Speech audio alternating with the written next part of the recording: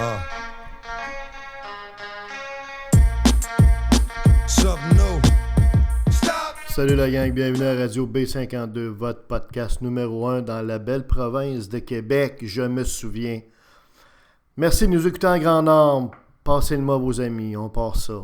Le dossier de l'immigration a connu un cafouillage, je pense reconnu par le gouvernement, par le ministre Jean Barrette, qui s'est d'ailleurs excusé auprès de la population du Québec. Écoutez, il n'y a personne de parfait, hein? Est-ce que quelqu'un a le droit à l'erreur encore en ce bas monde? Je pense que oui.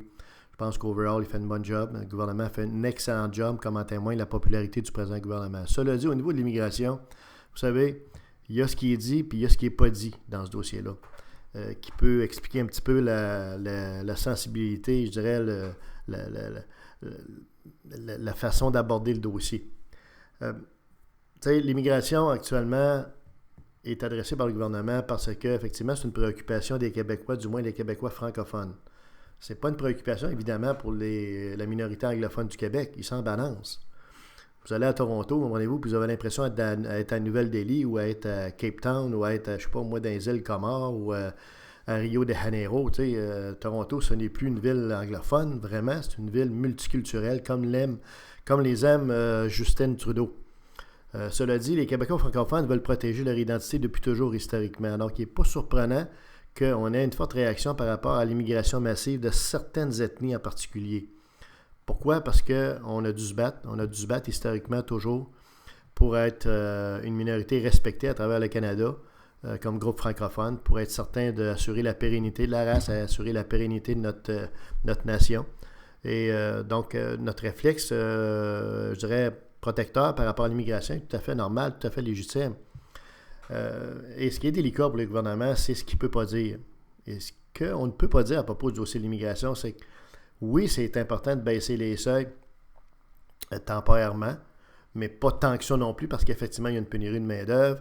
Oui, c'est important d'avoir une immigration qui est corrélée avec les besoins en main-d'œuvre, les besoins dans des domaines d'expertise particuliers, que ce soit en ingénierie ou dans d'autres domaines. Oui, effectivement, c'est très pertinent ça également. Je pense que c'est un objectif qui doit être maintenu par le président gouvernement et qui le sera, parce que c'est un gouvernement qui est cohérent.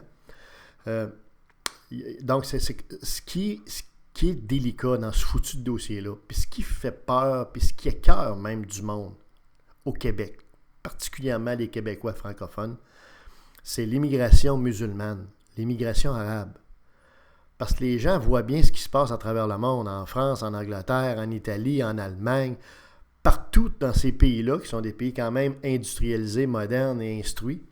Eh bien, les minorités musulmanes emmènent large, prennent de l'expansion de façon exponentielle, parce qu'ils font en moyenne 6 enfants par famille, tandis que ces pays-là, les gens en font en moyenne 1,2, 1,3 enfants. Donc, techniquement, dans le fond, là, au niveau démographique, on comprend que l'immigration d'une famille musulmane, c'est un pari sur une certaine croisade là, qui peut faire en sorte que vous allez être minoritaire dans votre propre pays un jour.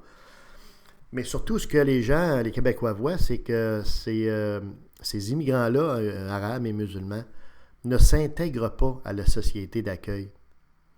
Et non seulement ils ne s'intègrent pas, mais en même temps, ils veulent graduellement prendre beaucoup de place et éventuellement prendre le contrôle de la société d'accueil. On appelle ça une croisade, c'est comme ça que ça s'appelle. Donc, c'est ça qui est le problème avec l'immigration musulmane, l'immigration des gens qui viennent des pays arabes. Pas parce qu'on les aime pas, qu'on les aime moins, qu'on les aime plus, parce que dans le fond, les gens constatent que c'est une immigration qui n'est pas favorable à la société d'accueil. C'est une immigration qui, comme je le disais à l'instant, ces gens-là ne veulent pas s'intégrer, ils continuent à avoir leurs croyances, soit, mais ils se construisent des mosquées, ils prennent la place visiblement dans les villes, ils aiment être visibles, ils ont des imams, ils ont toutes sortes d'activités, même au niveau de leur quartier, qui ne sont pas vraiment selon les valeurs de la société d'accueil, mais ils s'en foutent, ils font à leur tête, et puis démographiquement, comme on vous dit, ils vont croître à une vitesse exponentielle, hein, à raison de 6 enfants par famille, voyez-vous? Fait que ça, c'est bien difficile pour un gouvernement d'aborder cette question-là directement comme on le fait ici à B52. Mais je vous dirais que le fond du problème, il est là, c'est qu'on est obligé d'adresser la problématique d'immigration globalement, Mais dans le fond, on essaie de mettre des mesures globales pour adresser la problématique liée à une ethnie, à une race spécifique qui est les Arabes, les musulmans, les islamistes, appelez-les comme vous voulez, toute cette gang-là, OK? Ces gens-là n'ont pas les mêmes valeurs non plus, ils ne respectent pas les femmes. Tu sais, c'est vraiment problématique, là. Et vous ne pouvez pas dire, je vais cesser l'immigration, d'accepter les immigrants venant de pays arabes, parce que là, vraiment, ça va être intolérant. Imaginez-vous, il y a des gens intolérés avec des mesures très, très fades, très, très neutres. Imaginez-vous s'il fallait dire... Mais dans le fond, c'est ce qu'il faudrait faire. C'est carrément ce qu'il faudrait faire. Il faudrait prendre un break de l'immigration arabe, musulmane, islamique pour les prochains 25 ans. Dire, regarde, on accepte les immigrants de tous les autres pays qui, eux, acceptent de s'intégrer. Prenez à titre d'exemple les minorités vietnamiennes. Ces gens-là bâtissent des commerces. Vous n'entendez jamais parler de revendications, de leur religion, leur truc. Les autres, la même chose. Les Grecs, les Italiens. Tout ce monde-là font leur truc au niveau de leur propre croyance, leur propre religion. Puis ils n'accueillent pas personne, mais ils s'intègrent à la société d'accueil, en l'occurrence ici au Québec, à Montréal, à Québec. OK? Mais les musulmans ne font pas ça. Ils ne respectent pas la société qui les accueille puis qui leur donne un paquet de services publics comme ici, comprenez-vous, la carte soleil puis tout le kit, comprenez-vous? Tu arrives ici, t'es gros dur, là. OK? Fait que la moindre des choses, ce serait de respecter la société d'accueil. Alors, le gouvernement doit tenir tête, doit garder le cap sur les objectifs de l'immigration, doit tout simplement s'assurer d'avoir une démarche beaucoup plus consultative, beaucoup plus démocratique, ouverte à recevoir. Mais c'est certain qu'on ne peut pas s'aligner sur Montréal. Montréal est une ville multiculturelle en voie de devenir un mini-Toronto. Une ville, finalement, où les Québécois francophones ne se reconnaissent pas ou de moins en moins. Comprenez-vous? Alors, à l'échelle du Québec, ce n'est pas l'exemple à suivre, Montréal, mais plutôt l'exemple à ne pas suivre. Et en ce sens-là, le parti qui est au pouvoir a été élu par, évidemment, la grande région de Québec, évidemment, par les régions.